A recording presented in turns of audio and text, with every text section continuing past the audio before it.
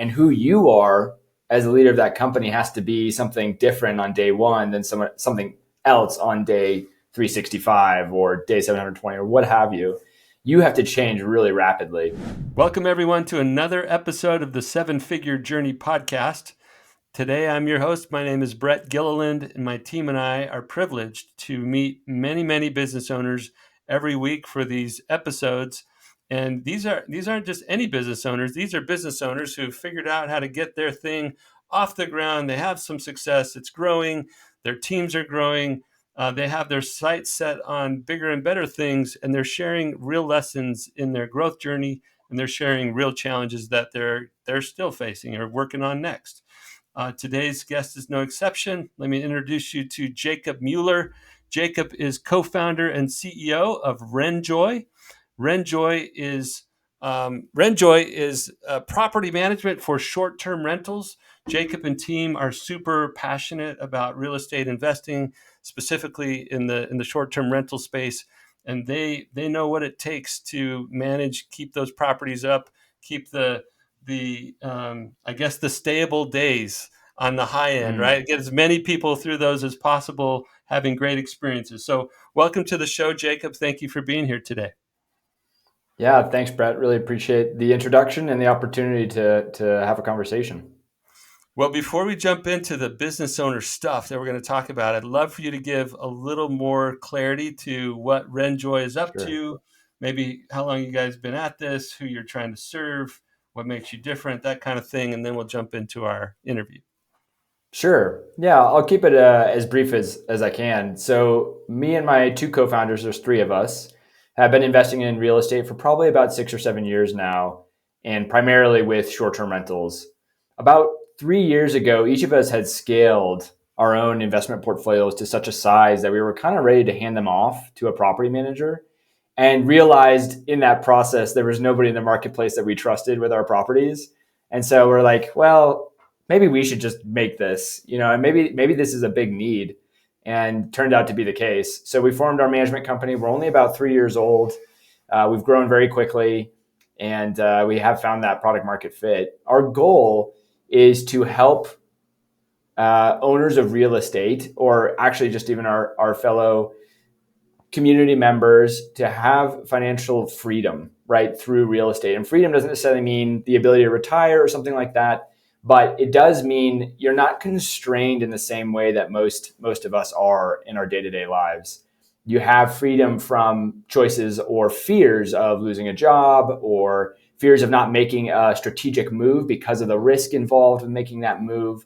And we happen to do that through investment in short-term rentals. So our goal really is to help people have more financially healthy lives. And we do that by managing properties exceptionally well, right? Our objective is to generate as much profit as possible for our owners without deferring maintenance on their properties.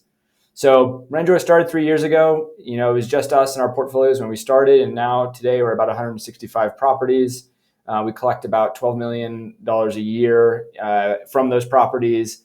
And then the distributions obviously flow from that. Yeah, really cool. Okay, so you're not just managing the rental of it. Are you also managing the maintenance, the upkeep, the cleaning side of Oh, it? absolutely. Yeah, Yeah. absolutely. We are a full service. We like to call ourselves white glove. And you'll see this a lot in our industry, actually. Lots of people call themselves full service, but we are full service, even to the level that we help our owners plan for capital expenditures in the future, to save for roof replacements, furnace replacements, kind of those larger items. So that, again, the whole purpose here is that you have financial freedom. So you don't get told by us, hey, here's a $10,000 bill, write us a check. It's more of, hey, here's a thing that happened that we were expecting. You have funds already for it. We've taken care of it for you, and you don't need to worry. Yeah, so cool. Okay, well that is a hot industry. A lot of people getting into short-term rentals, and obviously there's a need for good property management in that space. So well done, way to step in there and start making it happen.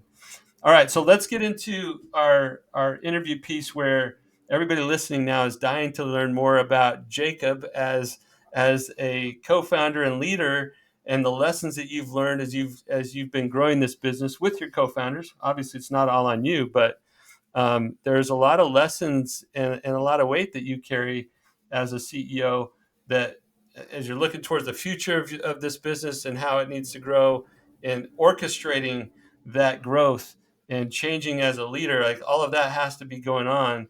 And Mm. I'm looking forward to hearing some of the lessons that you've learned along the way. Yeah, there have been quite a few. It is, as many of, I'm sure your listeners know who have started businesses. It's change happens really quickly, especially when you're first starting up. And there's a lot of things that have to happen and all go right in the right order. And who you are as a leader of that company has to be something different on day one than something else on day 365 or day 720 or what have you. You have to change really rapidly. So I think one of the things that I have that's really stood out to me is having a hunger to learn and to grow and to change with the organization's needs is really important. Because if you think you're really good at operating at a certain level, at a certain size, you end up actually stymieing the growth of the organization because you aren't becoming the person the company needs you to be to grow. And so there's this weird dance of the company needs this. I'm here. I need to become here in order to bring the company up here. It's pretty challenging to do that over and over again. It's like a constant remaking of your priorities, of how you interact with people, what you focus on day to day. And then you have to balance the timing of all of it. So, one of the lessons that I read a book, not recently, it was probably a few years ago, and it was Who, Not How. I'm sure some of your listeners have heard of this book. And the main point of the book is in the title. It's about how do you delegate work? Like, who can do this thing for me instead of how can I do more things or how can I do more myself? But I read that book at a time in our business where we didn't have the resources for me to delegate. Right at that time, it's like there's nobody here to do this except for me. But if you don't make that transition to start delegating as the business grows and those resources come in, and you don't make that shift from doing it all yourself to starting to delegate, then the business will fail. It won't grow. So that was a really big lesson for me of like, this is a really good principle. Who can do this for me? Not how can I do more? Now, when do I apply that principle in the stage of my company? That was a really Yeah, big and how do thing I for do it me. in a yeah, Jacob, this is fantastic already. But how do I do that in a way that's practical and doable at the stage that I'm at, right? Like I can't just Right. hire everybody I'd like to hire. We're not at that place financially. So yeah, that's so fascinating. Jacob, the very first thing you said, and I'm going to put it now in the wrong, it won't be the wrong words, different words than you said slightly. Basically, you said, if you continue to operate where you're at, your business will be stuck at that point. That you have to grow to the next place to be able to enable your business to go to the next level with you. Mm-hmm. And I had a really good mentor friend. I actually just got off a call with him. We still talk about once a month, um, from a company where he was the CEO and I was the right hand to the CEO. Okay, so I wasn't one of the founders, but I was right next to him in the cockpit, and we grew from seven figures to 100 million over the course of about 10 years. Okay, which isn't like high turbulent rocket ship, but it's pretty fast. It took within 10 years to go that far. It was high growth. And what he would always say to our new team members as we were bringing them in, he would say, I'm not the CEO today that the company needs me to be 12 months from now. But by the time we get there, you can count on the fact that I will be. Right? That same mentality. You put it in beautiful words, but I'm just like seconding, I'm trying to add a second witness here to what you're saying. Every person who's listening, if they want their business to grow, they have to be thinking about what it takes to be the leader or the CEO or the owner or the president of a company of that size, that future company size, and do the work now to get yourself to that point personally, Mm-hmm. and you'll see the business come along with you. It's a fascinating relationship, and most people don't recognize it as well as you articulated it. So loved that point. And then I think related to it was the other point that you made. It was like, I find myself needing to reinvent where like how I spend my time. I mean, you talked about delegating, but it's the whole thing. It's like what my calendar looks like every week, Yes. every month. Yeah, I can see you want to say something. You should speak, not me. No, you're exactly right, Brett. That's pretty wild going from seven figures to 100. That's a journey. I can only imagine.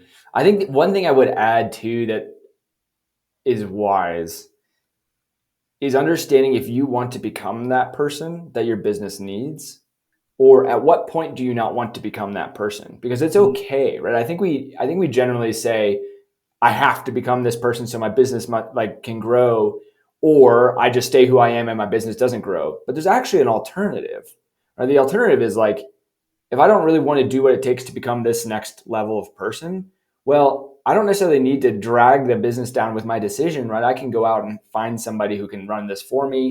And I can step up back from this thing and it can still grow because it's the person who wants to take it to the next thing. I think that's really important. And I feel like in my experience talking to entrepreneurs, that's often not talked about, of like, when do you want to get out and how do you think about that well within your reinvention of yourself?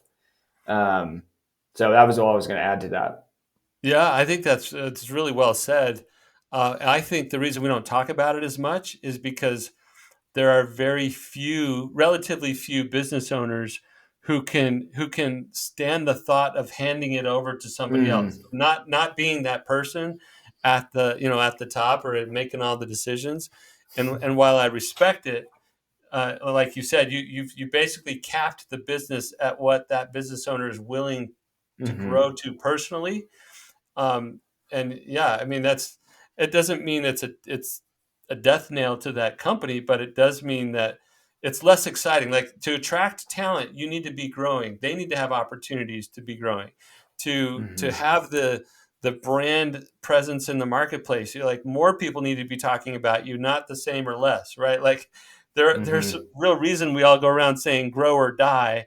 Um, hmm and some business owners can't see themselves handing their baby off to somebody else to have the controls.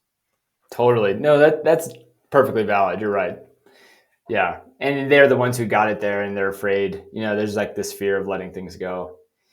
To your point though about filling calendars, this it when you were saying that about how your calendar changes over time, it's pretty. I'm going through this right now because we just hired our first account executive probably about 4 weeks ago. So now the bulk of sales is finally removed from my plate, and so my calendar recently has changed pretty dramatically. I'm not on all these sales meetings all the time. I'm actually doing a lot more of this kind of stuff. I'm on podcasts. I'm thinking more intentionally around my team, even my partners. This is a fascinating topic. I don't know if you have a ton of listeners who have partnerships, but leading your partners and helping them develop into those executive functions, I have found to be quite challenging because they're your peers, they're your partners, they're co-owners with you. And at the same time, as a CEO, it is your responsibility to help them develop into the executives that they need to be in order for the company to continue to grow. So you have to not only look at your own growth and who That's do right. I need to become in 12 months, but even my partners who have their own, families, they have their own goals, they have their own aspirations, but you have to still shape them. That's your duty, right, as a CEO, and you have to do it in such a manner that they can receive it. And Yes. I'll tell you that's actually, I'm jumping a little bit ahead here, but that's definitely one of the things that I find quite challenging is Well, helping partners grow. well, I mean, you clearly have real experience with this issue, and just like you said, there's a distinction for those owners who don't want to do the next level thing for themselves. They can bring somebody else in. You can do that same thing, and often have to with the executive team as you grow. But then it's not just your ego involved. It's now one of your partner's egos, right? And are they Mm-hmm. going to be willing to step aside to let the right functional leader take that function to the next level? That's right. Yeah, tricky dynamics for sure. Yeah, absolutely. Okay, well, those were I think very valuable lessons, and not ones that I often get on these episodes. So thank you for bringing that. The business cannot outgrow your capability as a leader, unless you bring in another capable leader who knows what that looks like.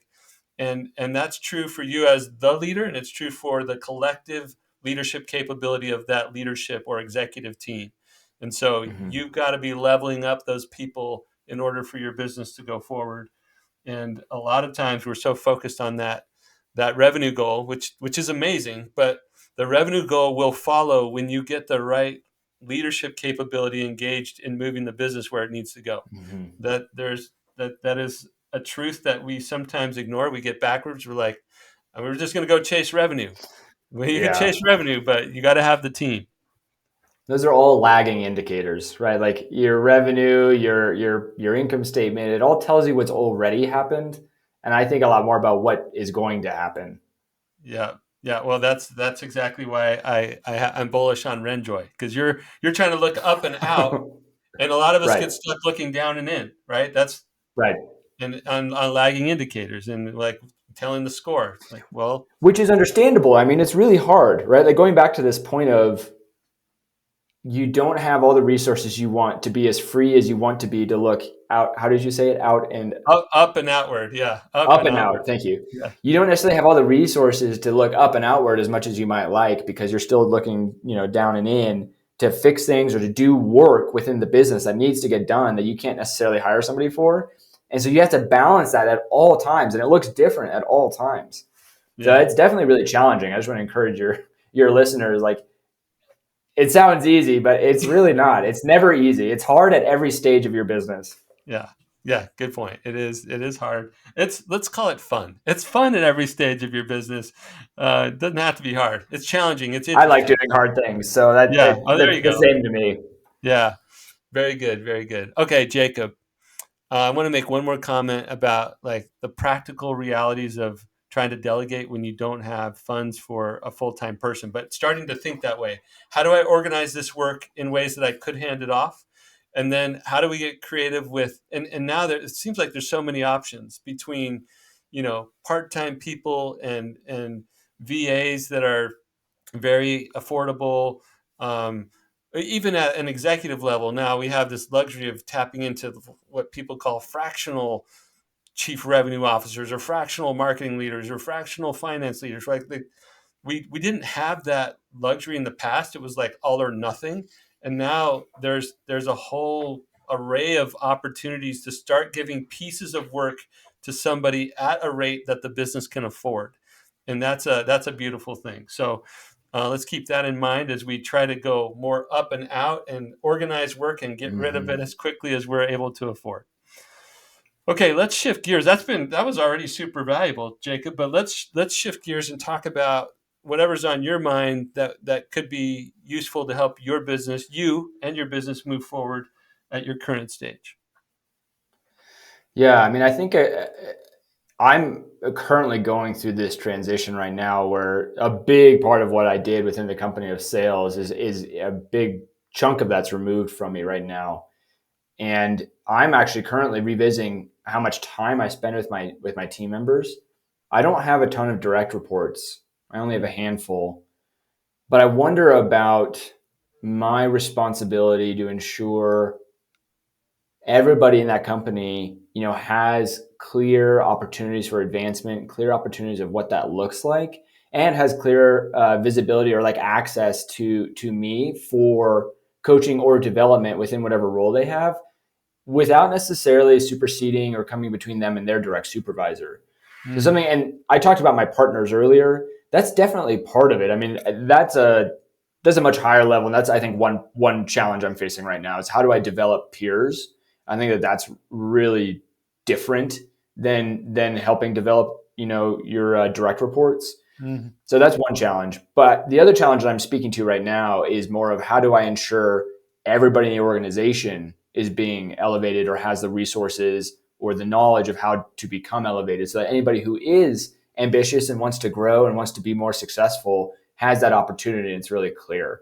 So that's something I'm thinking about right now, and I don't necessarily have a clear path on how to do that effectively. Well, I want to congratulate you on getting out of sales, for example, as an example of figuring out how to push work down, right? Get more people doing the things that I was doing so that I can be freed up to do the next level work. That's another great example of what we were talking about. So, congrats on that. Um, let's talk about what the impact to the business is. We kind of have, but I just want you to really put a fine point on this. What's the impact to the business if your peers don't develop into the leaders that you need? What's the impact to the business if you don't create the possibility for growth of your direct reports, like you talked about? Like, what's the downside if you don't do this? Oh, I mean, There's so many. I guess like it becomes a very stagnant thing. I guess maybe a visual representation of this is, let's say you're in a boat that has sails and oars, right? And the wind is blowing, it's at your tail, you've got a nice tailwind, you're going in the right direction, everybody's facing the same way and you're rowing together, right? Like that's an experience maybe some of your listeners have, or maybe like another experience that's like that, that's really like pleasant when you're in a group doing coordinated action and you're having success. It is really stimulating. So what it leads to is people stay, they're excited, they're willing to work hard. Like I'm amazed at how hard my people work. Like it is crazy. Lots of my team members put in more than 40 hours a week. Actually, almost all of them. And they choose to do that because they're stimulated. They love what we're doing and they really enjoy it. So to your question, if we don't continue to look in the same direction and grow and become what we need to be in the same direction, then I think that you end up being really stagnant and they lose that motivation. They lose this stimulation. And so they start getting less excited about work, right?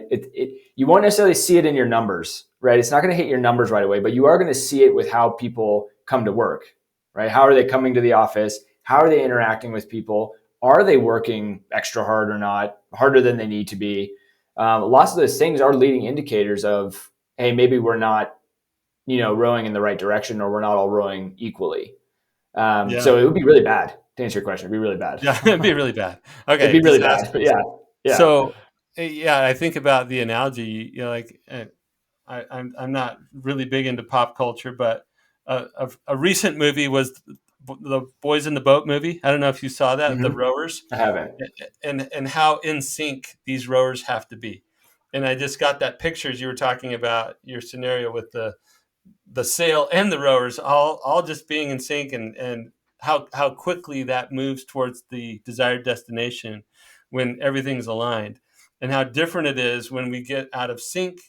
And so that coordinated action is key. And I love that you're using phrases that mean so much to me. It's easy for me to stay engaged here, Jacob.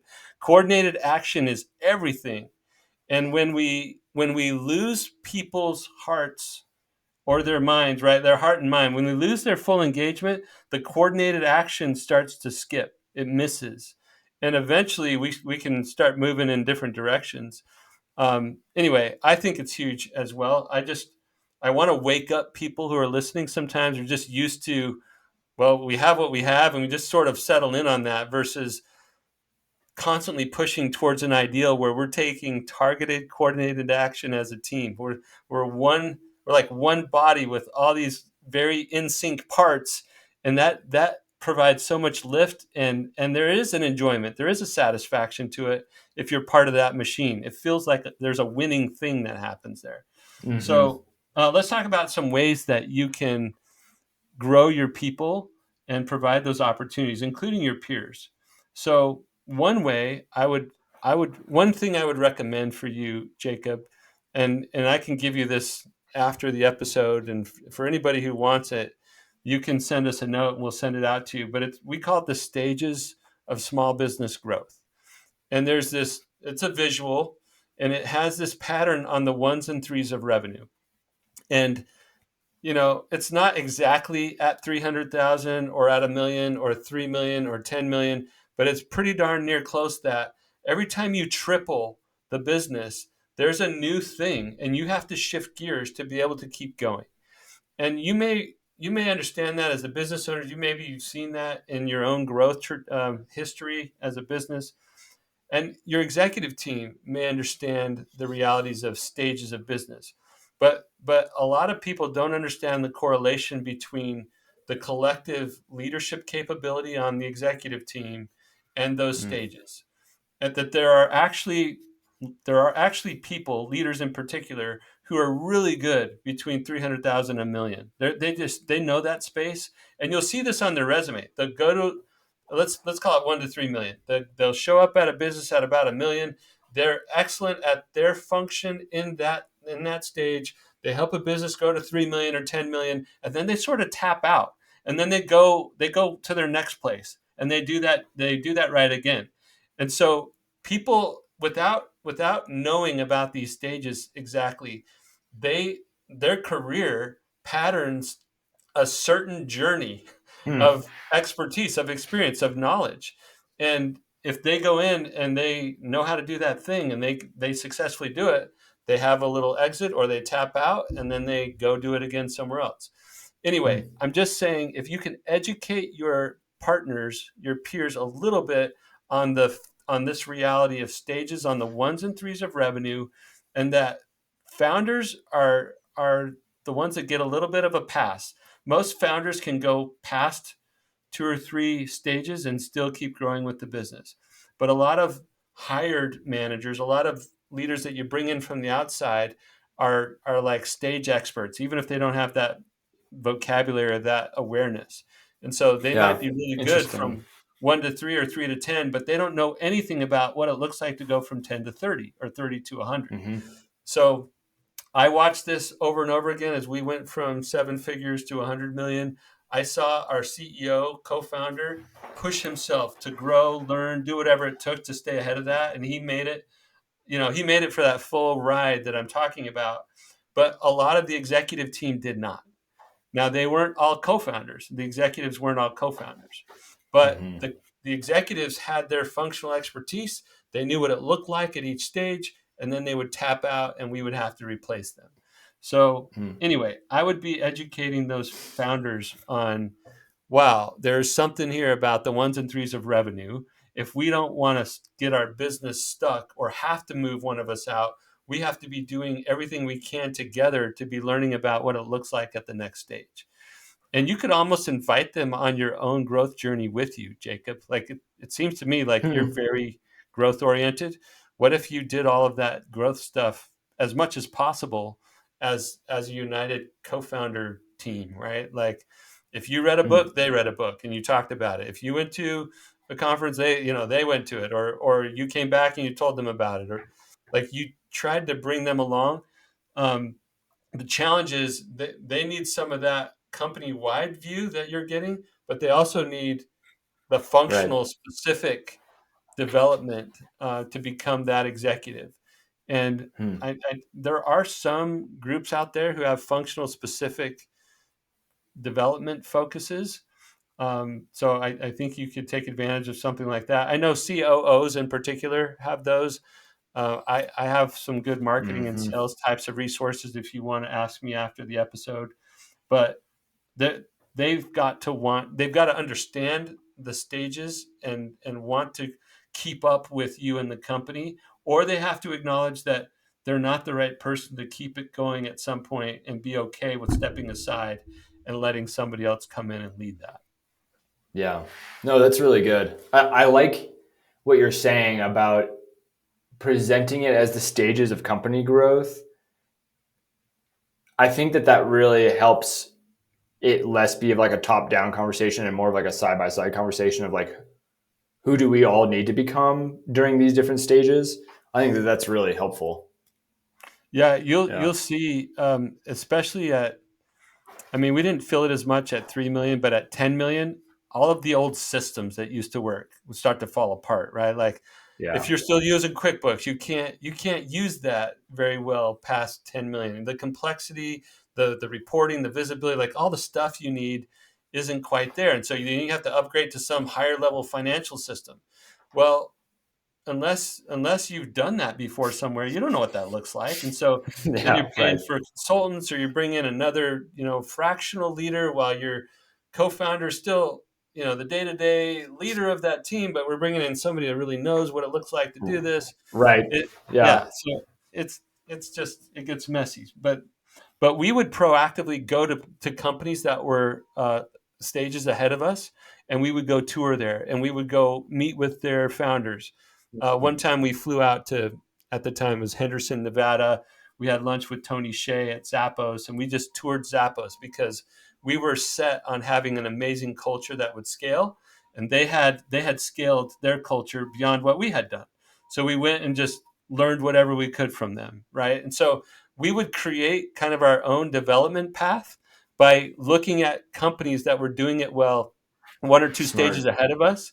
And then we would say, hey, whoever the marketing leader is, go like mentor with, or go figure out how to learn from that marketing person over there.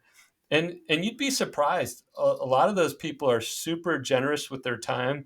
They get it. They're like, yeah, I was where you were before, and Hmm. they'll kind of take you under their wing, or they'll meet once a quarter or something. But yeah, I would look for specific people in their functional area of expertise and pair them up with folks that are one or two stages ahead, and just have those people start pulling your co-founders forward into that future stage. So It's a anyway, really those good are a few idea. ideas. I feel like, yeah, that feels like a really it's I think it's a really good idea. It feels like a really tactical thing that like I can take on as a responsibility of like this is work I want to do, which is research those companies that are doing what we want to be doing, that are a few stages ahead, connecting with the CEO, having a conversation about it, scheduling the whole thing to make it happen. That very much feels like a valuable tactic thing that only I can do. Right? Like I can't push that down really to anybody. I could push down maybe some of those tasks, but like the whole idea of that feels like a really good use of my time currently. I think it's a great use of your time, and at the risk of taking you down a whole nother path, at Elite Entrepreneurs, we have something we call the our elite leadership model. But basically, every seven-figure business owner out there should get rid of every hat except for these three. The first one is set the vision. It's that clarity. It's the alignment to the vision. It's that all that purpose, values, mission kind of work. And so it feels like you've done a fair amount of that, but that doesn't go away. You got to continue to bring Yeah. that targeted, coordinated action with the team. The second is to build the team. And I think what you just described is a very practical Hmm. or tactical way of going to build the team. It's not always hiring other people, it's bringing my current team up to where they need to be. And the third thing Yeah. is, for the business owner, it's get the resources. It's make sure that we have all the fuel that we need to go achieve the big vision or the big mission that we have. So set the vision, build the team, get the resources.